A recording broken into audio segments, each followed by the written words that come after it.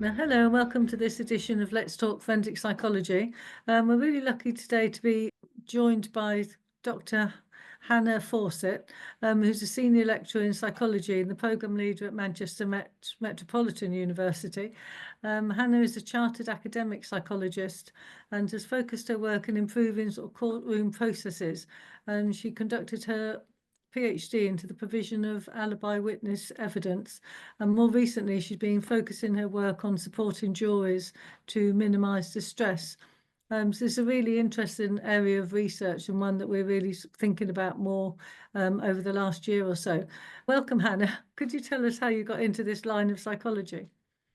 Yeah, so I had an interest in kind of forensic psychology as an undergraduate student, and at the time that I was finishing up my degree and moving on to my master's course, the big case at the time was the Soham murders, and I found that absolutely fascinating, and in particular the alibis and how that derailed the whole police investigation.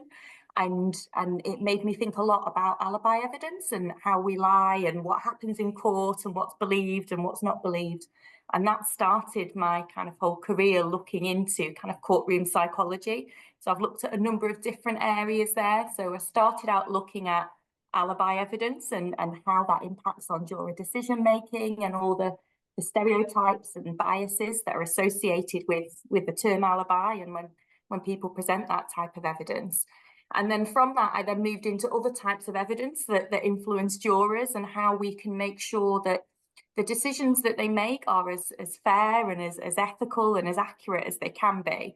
So I looked quite a bit around alibi evidence and then looked at forensic evidence and forensic science in particular, which led me to kind of look at how can we present what can be quite distressing evidence in court in a way that jurors can understand, but that isn't going to impact them too much in terms of causing distress.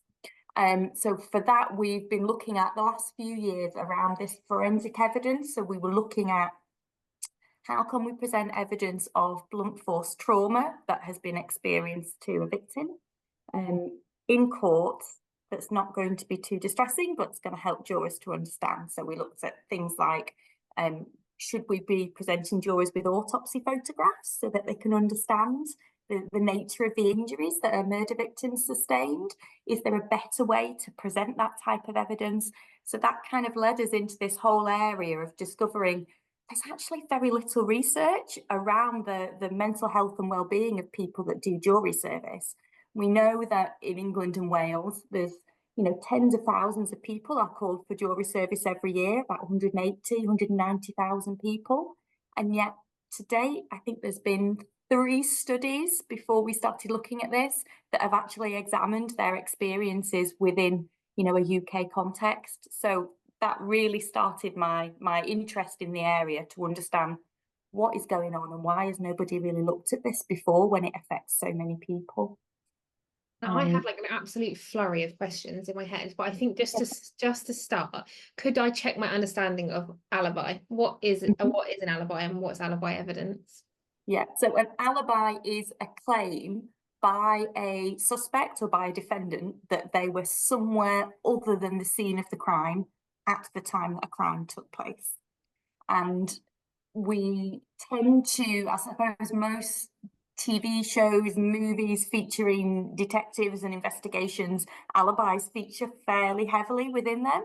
But again, very little research into, well, what impact do they have? If someone claims that their alibi is I was home and I was on my own, or their alibi is I was at home but I was with my partner, is that believed? There's no reason why we shouldn't. Most people at 10 o'clock at night are at home with their family, and yet that's seen as a really poor alibi.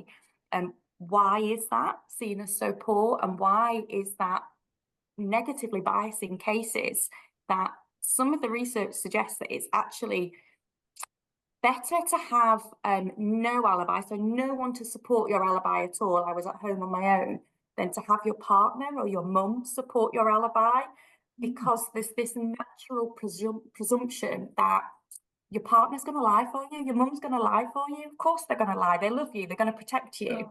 When really often that is not the case. It's a genuine alibi. So it just fascinated me as why would people lie? When would they lie? And how does that impact on jurors? There's something called the alibi skepticism hypothesis, which basically says as soon as we hear that word alibi, it triggers this skepticism, this whole bias of there's no smoke without fire, this person must be guilty, and it's a really negative connotation. So it's really fascinating, the research around that. Yeah, that is really interesting, because if you're asking somebody where they were and they tell you that's their version of where they were on a night, it's interesting that then it's termed an alibi, and that's sort of given it a different name, even though it's the same thing, isn't it? Where was you last Tuesday? Well, I was at home. But then it's seen as an alibi rather than just telling you where you were. But then if somebody corroborates it, that's even worse. That's fascinating. I wouldn't have thought, because I didn't know that people wouldn't naturally believe somebody in that I case. think as well, there's so much kind of awareness through the media around, you watch like CSI and similar programs, there's always some DNA, there's always some evidence, there's always something physical and forensic to prove where you were, that you were at the crime scene or that you weren't at the crime scene. And in real life, we know it's very rarely that clear cut, really. And so I think what jurors kind of see is, well, they say that they were home alone. There's no evidence that they can present to prove that. Therefore, it must be a lie, which is a really kind of interesting perspective, rather than why should they have to prove they were at home? Very few of us could prove that. But the expectation is the burden is on that person to prove their alibi, when in a legal context, the burden is actually on the prosecution to prove that it's false, not the defendant to prove that it's true. But it seems to be flipped when it comes to alibi evidence. And so the data that we see from the Innocence Project over in the States shows us that jurors not believing a genuine alibi is the second leading cause of false convictions. It's massively involved in a lot of cases of miscarriages of justice, and yet very under-researched. So yeah, it's a really interesting area to look at, is alibi evidence, and not many people looking at it. Oh, so that's a good idea for research, for somebody who's looking for some research, a very important research, because as you say, the last thing we want in our justice system is to have people wrongfully convicted. Absolutely, yeah.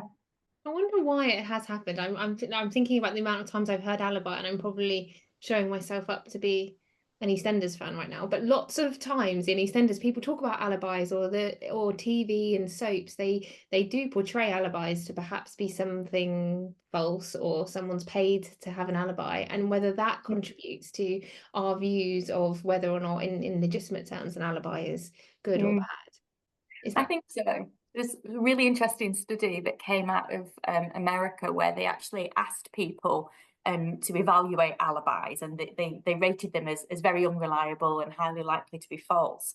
And then they said to those same people, right, give me your alibi for this random date. And the act of actually trying to think, now, where was I on the 23rd of November at 7 p.m? I have no idea.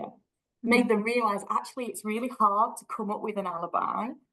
It's highly likely that your alibi might change, because you'll say, well, if that was a Wednesday night, I was probably at home. But then when you check your diary after you've been interviewed by the police, you realise, well, that was the night that you went out for a drink, or there was something different to your normal routine. So changes to genuine alibis are actually quite common, but we don't expect that as members of the public. And so it's only that act of being forced to generate your own alibi that you appreciate how difficult it is and how little evidence there is. And some of the research suggests that can then make you more open and more accepting of other people's alibi stories, although it's quite mixed, that research. Some of the research says that generating your own alibi doesn't have any impact at all on your skepticism. You still think that other people's alibis are really weak. And I guess, what would you do to prove you were at home? So if they said to me, what were you doing last week, and I say I was at home, how would you prove that you were? I mean, apart from the fact I've got a ring doorbell. Just tried to say that, ring doorbell.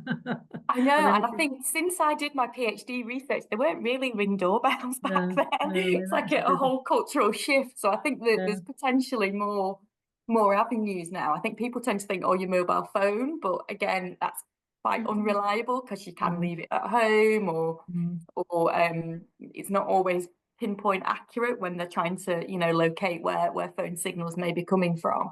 But again, I suppose the increase in smartwatch use might help with kind of alibi accuracy compared to just sort of, you know, 10, 15 years ago. But yeah, I think it's a really ripe area for lots of research around that. But again, we don't really know how often alibis are actually presented in court, because they're not recorded as a distinct, you know, offence or defence. So it's quite hard to actually track down how often they are used within this country. Oh, so you'd have to read all the transcripts, which would take a long time. Yeah, which I discovered when I thought, oh, I'll do that, you know, as part of my PhD. And then I very quickly thought, no, I won't do that as part of my PhD. It won't be feasible. Do you ever just sort of for fun on a free weekday afternoon or something, take yourself to court and watch like court proceedings and then think about what's going on with the jurors or with the alibi evidence or anything? They use all your knowledge.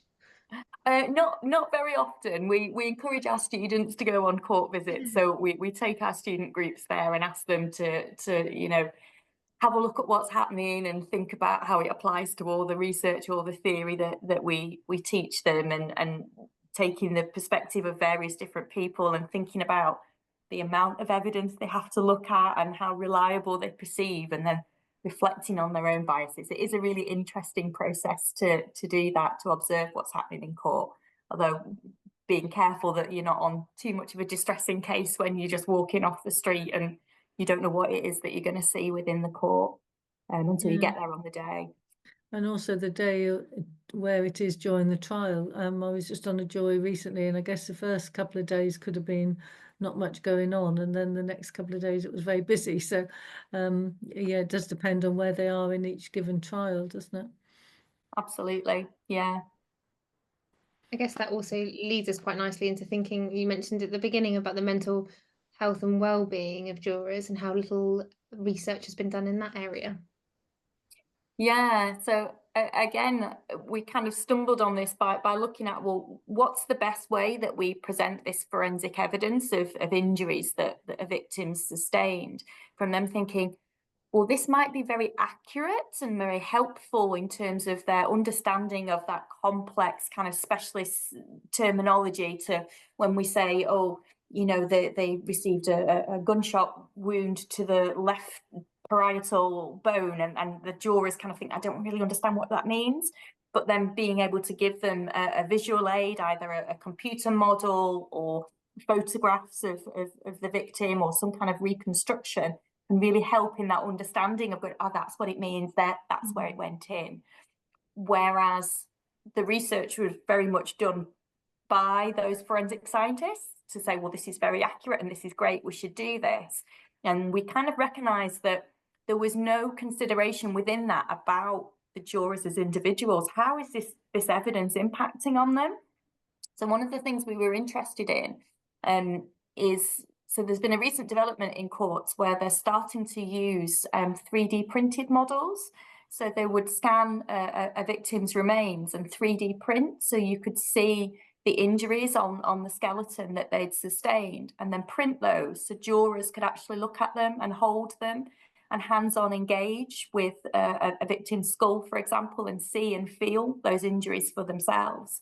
And the research was showing that it helped them to understand the injuries, but then there was no research to go, actually, that extra sensory experience of holding the victim's skull in your hands, or a very realistic representation of that in your hands, how does that feel? Is that more distressing than looking at it, you know, on a computer screen and at a distance? So that started our research into, well, what does impact on juror wellbeing and mental health, and discovering there was just so little research out there on this. And sort of the best review that we've got, an international systematic review that was done by Lonergan and colleagues back in 2016, that indicated that up to 50% of people that do jury service experience signs of distress as a result of that. And you know, some of the papers showing sort of 15–30% of people experiencing post-traumatic stress disorder as a direct result of being a juror and what they're exposed to, looking at scenes of death and injury, looking at video footage of people being assaulted. It's very, very difficult stuff that jurors are given no preparation for. They have very little say in whether they do their jury service, whether they're on a sexual assault case. They're kind of selected at random and told to do that. And the opportunity to say, actually, this is going to be too difficult for me. Perhaps it triggers an experience that they've had themselves in the past, or perhaps it would just be too difficult for them. It's very limited opportunity for them to opt out of that and say, can I go on a different type of case that might be less triggering and less upsetting for me? So there's a real issue really with that impact on well-being. And because jurors are, you go, you do your jury duty, you walk away, and that's it. You may never go back to that environment again. You may be called again, but they're very much a changing population, jurors. It's hidden, it's behind closed doors. You're legally not allowed to talk about it whilst the case is ongoing. Even after the case is finished, you're never allowed to talk about what happens in the deliberation room. So the opportunity for general members of the public to hear about what jurors have gone through, to hear the more difficult aspects, those opportunities just don't really exist. We don't hear about it, we don't read about it. We've talked to some jurors who talked about this sense of, well, I didn't want to come home and after all I'd seen in court and all I'd experienced over that period of doing jury service, to then take that upset that I was feeling and then dump it on my partner and make them experience the same distress didn't seem fair. So I kept it to myself. And I couldn't get support elsewhere because there isn't any dedicated support for people that do jury service. You know, the standard referral for jurors is speak to your GP or speak to Samaritans. And that's not specialist support, it's not immediate support. But what they're witnessing is in some cases, not every case, but in some cases very distressing. And we know that witnessing graphic imagery, discussion of death, the isolation that jurors feel, that they can't talk about this with anyone, and that may be days, it may be weeks, it may be months that they can't talk about what's happening with anybody. The change to their routine, their worry that they're falling behind at work, that they may struggle to get back into everyday life, their normal routines disrupted. Who's going to pick my kids up when my routine changes? Who's going to do the school run because I can't have my normal patterns of behaviour? And then that pressure of, I have to reach the right decision here. This is a really important decision that has consequences for so many people, the victim, the defendant, their family, the local community, all of those people. What I decide and what we decide as a group of jurors has really important ramifications. So jurors take that role very, very seriously. And it means that that deliberation process can be very stressful and can be very fraught. We can't talk about it in this country, but in America, jurors can talk about the deliberation. They can talk about any aspects of the case. So the evidence that we have coming from America shows us that the deliberation and the weight of the decision making is one of the most stressful aspects, not necessarily just the graphic imagery. It's the responsibility. It's the, I think guilty and they're saying not guilty, and who's going to change whose mind and what techniques are we going to use to do that, and how stressful is that going to be while we're in that environment? So it can be incredibly stressful for jurors, and they need some additional support really to help them with that process. Yeah, I was very aware as a juror of sort of not wanting to put pressure on people to change their minds, and not using my expertise in some way. And it was a case of a sexual nature that I was on, and that's my main experience. So it's very difficult not to do that as well, and not to sort of point out obvious myths, relate to sexual cases. Although the judge did point out some of the myths, which was very helpful. But it was interesting. In the first week, he said I couldn't go on a particular trial because it would be at risk to me, and then let me go on to a trial later on in the week. But it wasn't clear why I could do one and not the other. And it was also interesting that the defendant wasn't in prison, so he was coming and going at the same time as we were coming and going. That's an odd thing as well, that again, jurors probably don't realise, and that there's lots of cases, lots of court cases going on at the same time, so people from the other cases are there, and you all come in and out the same door, that sort of thing. And, that's can be stressful. Just to sort of being in the same areas and sort of pretending you don't know them as you're walking in.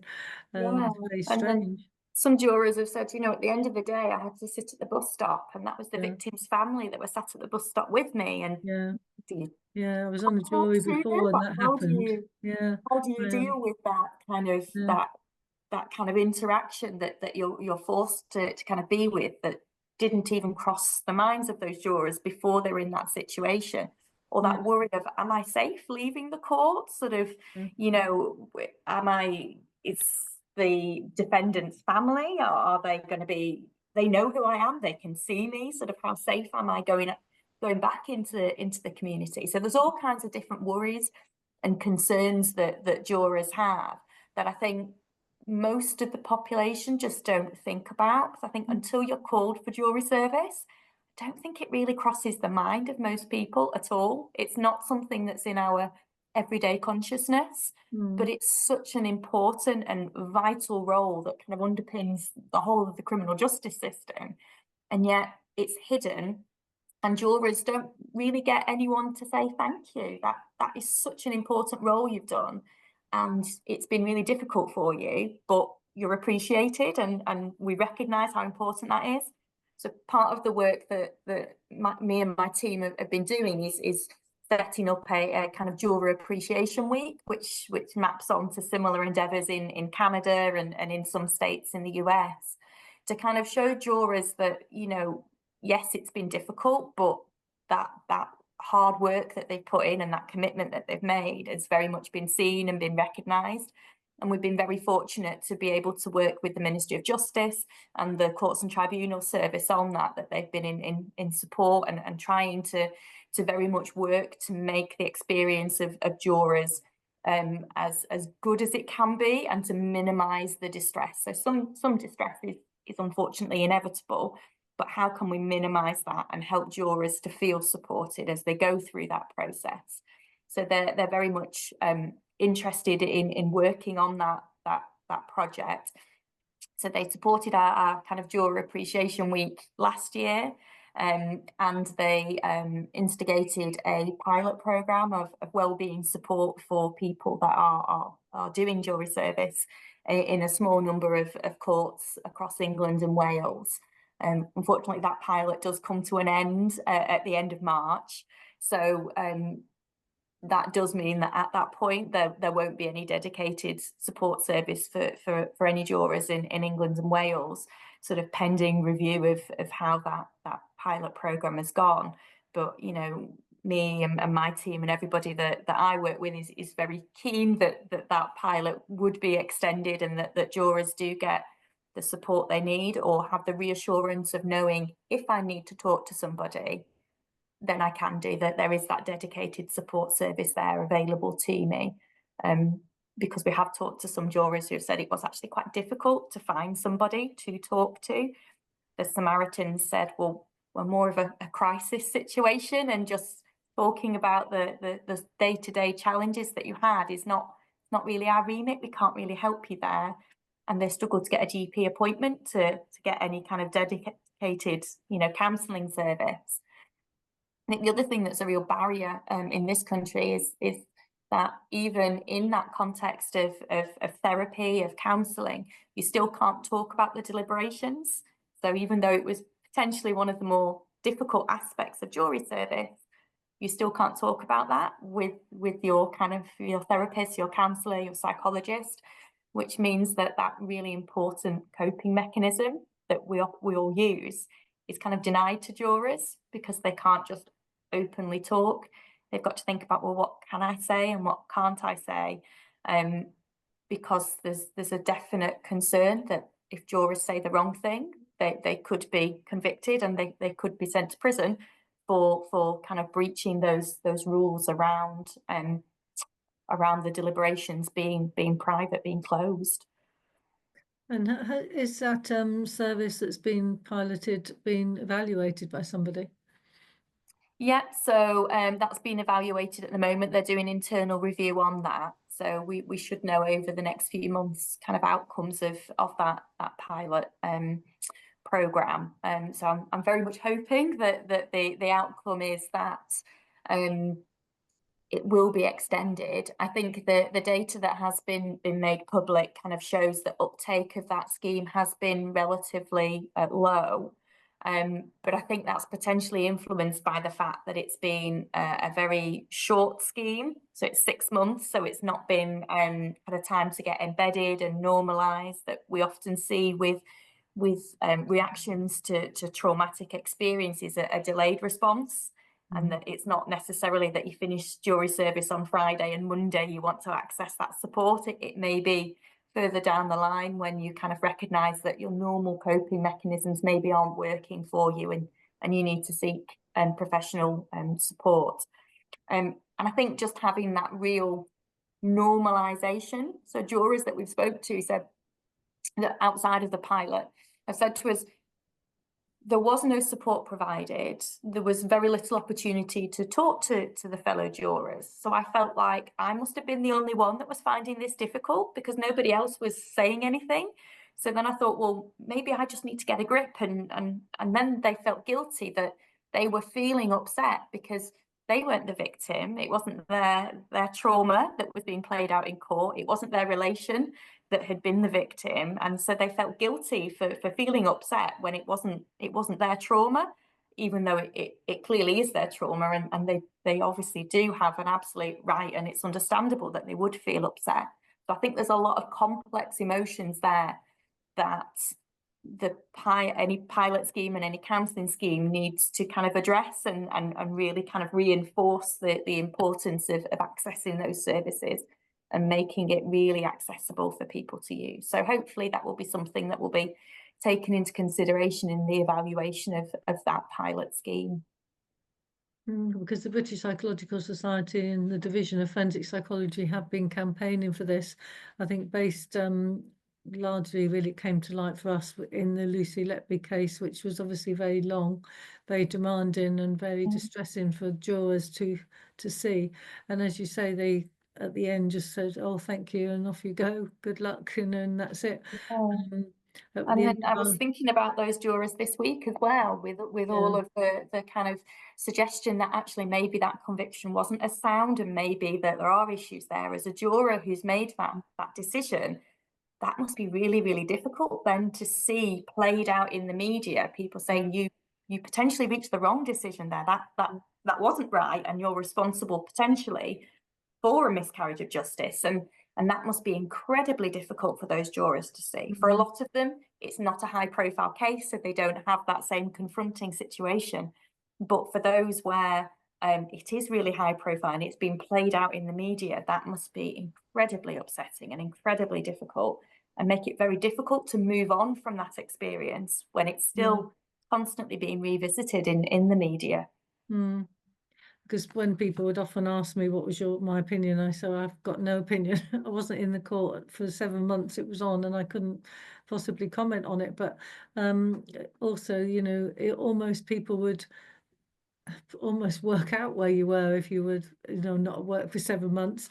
You know, would people, and you said I was on the jury, they would probably work out which jury you were on because it was so high profile and so, you know, what court it was in. So the local people would presumably be on that jury.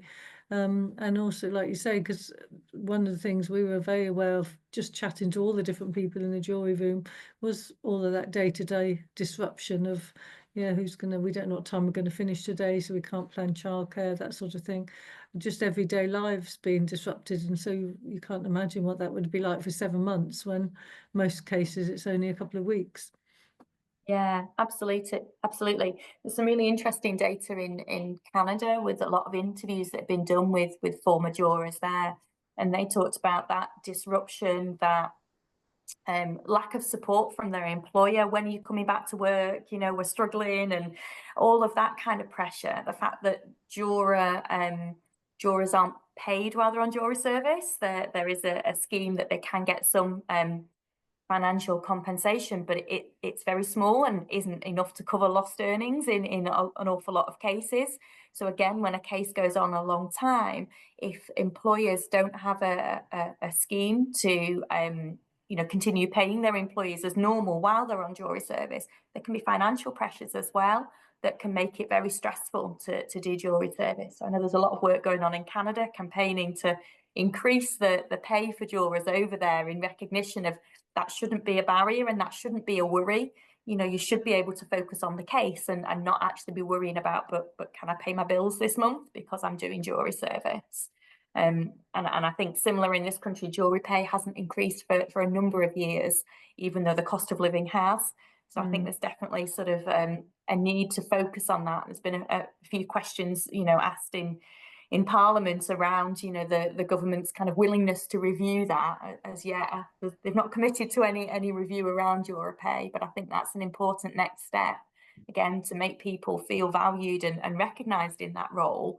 If you're not even covering their basic kind of necessities, then they're unlikely to feel valued and supported when they're doing jury service. And there's a big emphasis on you using public transport. So the first time I was called to a jury, the same thing. I was going to the bus stop, and all the defendants were at the bus stop with me. You know, and it's so bizarre to be standing next to the people that you're making such a big decision about. And in this case, again, they, you know, really want you to use public transport, and so the idea was if you were closer than an hour and a half distance, that you would have to use public transport. You know, if it takes you longer than an hour and a half, you could use your own car. But even that, you know, a lot of people said we haven't got two cars. You know, we're more that sort of. A lot of people were well over an hour away, but not quite. You know, they need proof on a sort of a particular app of a map app to tell you to prove how far away. I mean, that was causing as much distress because it's not always easy to get somewhere at a certain time. And also, again, you'd say you could just suddenly finish in the middle of the day, and then people were saying, am I supposed to go to work this afternoon? What am I supposed to do? You know, it's a lot of uncertainty and almost that sort of feeling of fraudulence if you didn't go to work and it was sort of 3 o'clock when you finished. Should I go to work for a couple of hours? You know, that was the things people were worried about, really. Yeah, absolutely. And then that kind of going through, you know, several, you know, weeks or months of hearing and getting to know that kind of case inside out and every single detail and really engaging with it, and then suddenly to stop and go, thank you very much, off you go. You know, jurors have said to us, like, we finished at 11:30 in the morning. I was like, do I go back to work this afternoon? Do I go home? Like, what do I need? That decompression and that kind of debriefing time, and that system just doesn't really exist for jurors to have that, which again would be really beneficial, that they get that kind of debriefing, they get that opportunity to, you know, ask questions, and that transition from that that kind of high stress environment back into everyday life, and that doesn't always exist. I think the research that we conducted recently looked at the characteristics that people are coming into jury service with as well.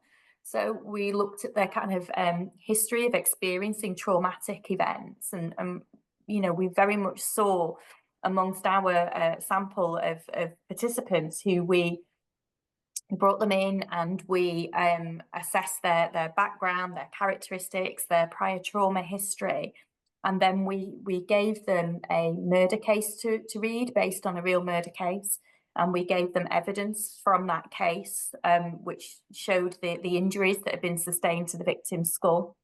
And then we followed them up over 7 days, looking at their kind of well-being and their signs of trauma and upset.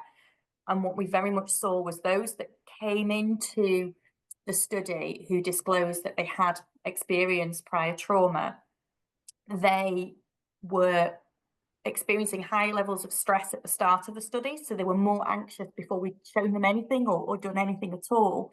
And that continued. So the exposure to court materials over the space of an hour, not weeks or months, but an hour in our research, was enough to elevate the symptoms of PTSD. So it wasn't a formal diagnosis, but the symptoms kind of that aligned with PTSD. It was enough to increase it. So coming into the study, we had 11% that disclosed symptoms consistent with a PTSD diagnosis. Just 1 week later, that had increased to 44% of our participants as a result of this very short-term exposure to, distressing case materials. So I think it really shows that when you're then exposed to it over and over again, it's very difficult. And those that were coming in with previous trauma experiences were more likely to show those signs of distress. So it very much exacerbates past experiences. But the opportunity to stand up and say, I can't do this case, it's a sexual assault case, I have personal experience of this, and it would be too distressing, often involves putting your hand up in an open court, approaching a judge in an open court, disclosing that in an open court, which for many people is a very daunting and probably not a practical thing for them to do. So many people may not do that because of the difficulty of doing that, potentially their first disclosure being in that very difficult environment. So I think what we are looking at as well is how can we create opportunities where people can more easily disclose those past traumatic experiences and opt out of a case that would be particularly upsetting to them in favour of something else that wouldn't be. And how can we create those situations where it's easier for them to say that real kind of trauma-informed approach to courtrooms, which I don't think up until fairly recently there was really much emphasis at all on trauma-informed practice within the courts. But luckily there is a lot more kind of attention being paid to that now, and a lot more steps being taken to try and ensure that we are minimising the trauma that people experience as part of a criminal trial, which is a real positive step forward. And have you done any research into inquests? Because I've been to inquests as an expert witness, or giving evidence in an inquest. And what was interesting for me in that position was that the jury could ask you questions, and so they would often, in my experience, ask questions of me that should really have been for somebody else, but they sort of missed them with them, and then they asked them for me, and I can't answer them because, although I did know the answer, it wasn't my sort of lane. I was trying to stay in my lane as a witness. So that was really interesting, an experience to be asked questions by the jury, and they were usually pertinent to their own life experience that they were asking, the questions they were asking, which I sort of found out later, because I was thinking, why would they ask that? And then I really found out what their role was in life. So you could see why they'd ask that question. But was that something you've looked into? We haven't looked specifically at inquests. No, we've just kind of looked at juror experiences in general. We conducted a piece of research very recently, and we've got a huge amount of data that's come out of that we're in the process of analysing at the moment. I think one of the things that came out of that was, for jurors, they found it very difficult when they didn't understand something. Quite a high proportion were saying it was really hard to put your hand up and say to the judge, I don't understand, I need more information, I need clarity because we're not understanding this. So that was quite difficult. So I think that's interesting in that inquest setting, if jurors were feeling more empowered to be able to do that. I think that's really interesting, because I don't think that's really come through within the data that we've got. Some people just putting the hand up to say, I need to go to the toilet, I need a bathroom break, is quite an intimidating thing for them to do. So some, sitting sort of desperate for the toilet, but feeling unable to put the hand up and say, can we stop everything so that I can take a bathroom break? So I think little things like that, of making just the general practice and procedure easier for jurors, empowering them to do those small things to advocate for themselves, would make a huge difference to their experience, that they can actually focus on the case rather than focusing on when's the next bathroom break going to be? You know, I think that could make a huge difference to them as individual jurors, but also if jurors are able to concentrate more, to ask for clarity, to understand what's going on better, that's got to be a positive for every aspect of the courtroom practice, really. Yeah, that's true. Because if we were told if we needed to ask a question, we had to write it down and hand it to the judge or hand it to the clerk of the court. But certainly in the inquest, several jurors asked questions, and it seemed to be that was a routine thing to do. So I don't know whether the rules are different or things were explained to jurors differently in an inquest. I've never been on a jury in an inquest. Somebody I was talking to about jury service said that they were on a jury where it was a really horrific case of where the police had killed somebody during the sort of, trying to track this person. And then halfway through the case, it was all just stopped and they were just like that sent home, and it was, again, they hadn't even had a chance to get to the end of it, but they were just like, oh, thank you, off you go.